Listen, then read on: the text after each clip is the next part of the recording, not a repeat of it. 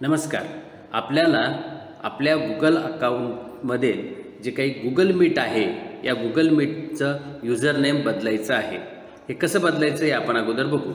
यासाठी आपल्या मोबाईलच्या ॲपमधील गुगल मीट या ॲपवर आपल्याला क्लिक करायचं आहे. या ॲपवर क्लिक केल्यानंतर आपल्याला राईट टॉप कॉर्नरला आपला फोटो दिसेल. त्या फोटोवर क्लिक करा.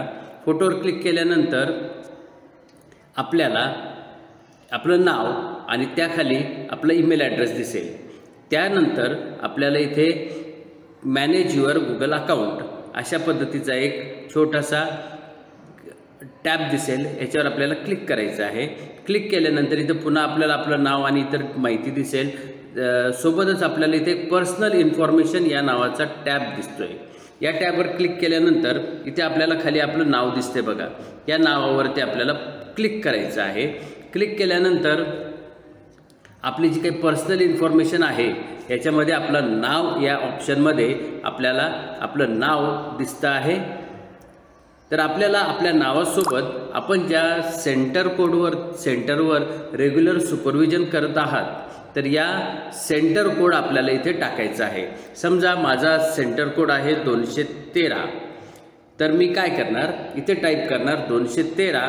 त्यापुढे आपलं नाव आहे तसंच आपल्याला ठेवायचं आहे. आणि हे झाल्यानंतर इथे आपल्याला क्लिक करायचं आहे सेव्हवरती. सेव्हवर क्लिक केल्यानंतर ज्यावेळेस आपण या ईमेल ॲड्रेसवरून गुगल मीटला लॉग इन होऊ आणि गुगल मीट जॉईन करू त्यावेळेस आपल्याला 213 आणि युजरचं नाव असं डिस्प्ले होईल. 213 या आपल्याला आपण सुपरविजन करीत असलेल्या सेंटरचा कोड आहे. यावरून असं लक्षात येतं की प्रशांत भावसार ही व्यक्ती 213 या सेंटर कोडवर सुपरविजन करीत आहे. धन्यवाद. आपल्याला संपूर्ण क्लास कव्हर करण्यासाठी आपल्या मोबाईलच्या सेटिंगमध्ये एक ऑप्शन आहे लॉक ओरिएंटेशन. हे ऑन जर असेल तर हे ऑफ करा. ऑन असेल तर हे ऑफ करा. ऑफ झाल्यानंतर आपण आपल्या कॅमेऱ्यात जर गेलो तर आपल्याला बघता येईल इथे संपूर्ण क्लास कव्हर झालेला आपल्याला दिसेल.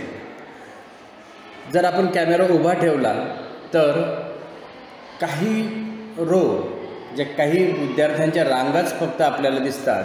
पण जर कॅमेरा आडवा केला तर आपण संपूर्ण क्लास हा कव्हर करू शकतो.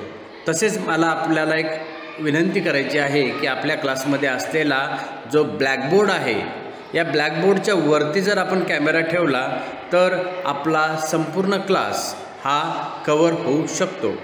धन्यवाद.